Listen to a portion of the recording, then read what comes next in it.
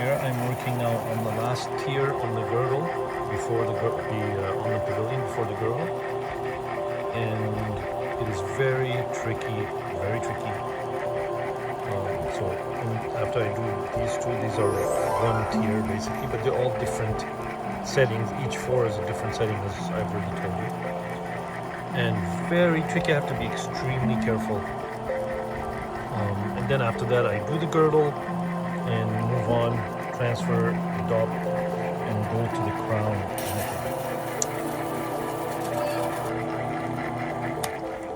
So I finished cutting this tier right here, which is like 6 or 7 tiers actually, the outside one here. And because I messed up this one, the middle one, I'm thinking, should I recut it or leave it as is? Because you see,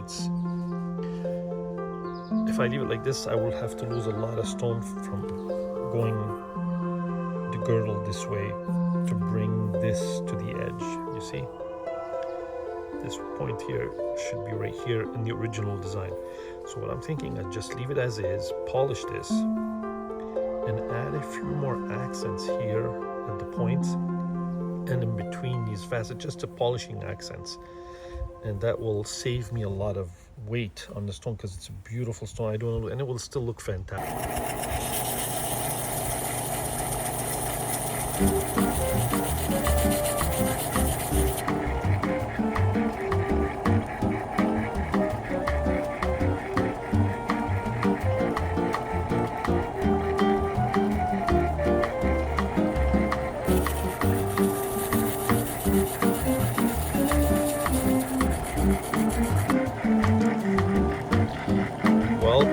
After all kinds of work and hours and hours and hours, I have to recut the entire thing. Well, not the tulip, but everything else.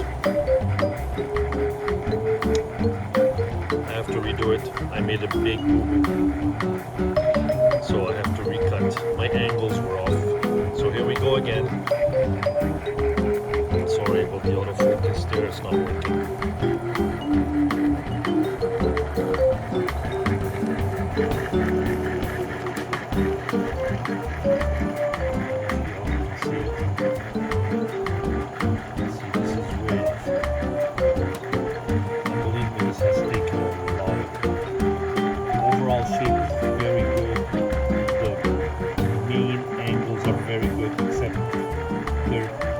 They are off, they're not very good, they're off but by very little, and in this cut, very little makes a huge difference. So I have to readjust the entire 2 tiers of facets there. Here we go again. So I had to rethink my technique because I was starting here and going outwards at the corners 4 at a time. But that messed me up because this facet here I cut a little too much, and you see I went right into the edge. So I had to rethink, and I think I may have to recut the whole thing. I mean these sides. So I restarted here and then worked my way inwards 4 at a time. Why? Because instead of, if I don't do it right, I'm gonna end up doing a full circle instead of going at an angle like this. So that, because if I don't do it right, I'm gonna end up with a circle, and that's not what I want. So to get this, I have to adjust the angle every 4 cuts, otherwise I end up going inwards like this again. So that's what I want to avoid. Yeah, and so let me see, I did the 4, I finished the first 4 now, and I have to work my way inwards. I may not have to cut these ones inside, but let's see how it works out. So it's looking good right now.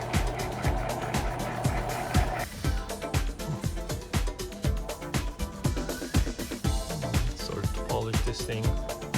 It's not going easy. Big facets with a lot of scratches. Long time to polish this. I finally got to polish the pavilion, and this was not easy. I want you guys to look at this. Look. how my stone is moving, and you have no idea how difficult. See that? Look, it makes my machine needs fixing. See, this is a homemade machine that I made, and